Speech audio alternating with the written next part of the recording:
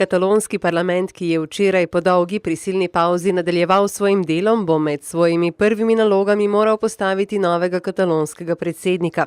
Ta ne bo postal nekdanji katalonski voditelj Carles Puigdemont, ki se zaradi strahu pred sojenjem zaradi upora še naprej nahaja v Belgiji. Puigdemont je namreč sinoči odstopil od kandidature za predsednika, čeprav bi z morebitno ponovno izvolitvijo povsem rehabilitiral svoj politični položaj. Avui he informat el president del Parlament de Catalunya que de manera provisional no presenti la meva candidatura a ser investit president de la Generalitat i li he demanat que s'iniciï el més ràpidament possible la ronda de contactes amb els diferents grups parlamentaris per procedir a l'elecció d'un nou candidat a ser investit com a president del govern autonòmic. Anuncio que Junts per Catalunya proposarà el diputat Jordi Sánchez com a candidat. Puigdemontova stranka bi torej vodenje Katalonije zaupala vodji katalonske narodne skupščine, ki pa je še vedno v španskem zaporu.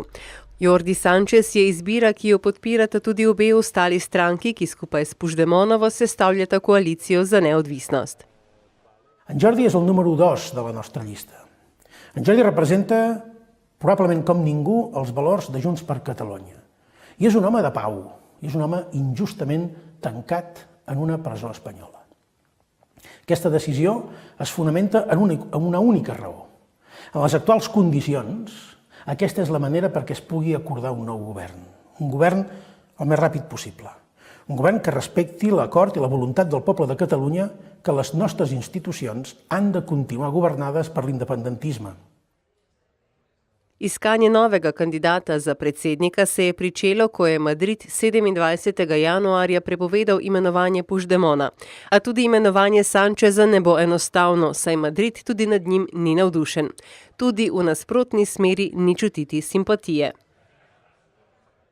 Y el gobierno del señor Rajoy ha cruzado demasiadas líneas rojas y creo que hoy el señor Rajoy es más un cadáver político que pasará a la historia de España como el presidente del gobierno que por su incapacidad de gestionar una crisis política, un conflicto político que existía, que era conocido y reconocido internacionalmente, habrá llevado a España a su ruina y habrá llevado al pueblo español a una situación de colapso. Kdorkoli že bo novi katalonski predsednik, ne bo imel enostavne naloge.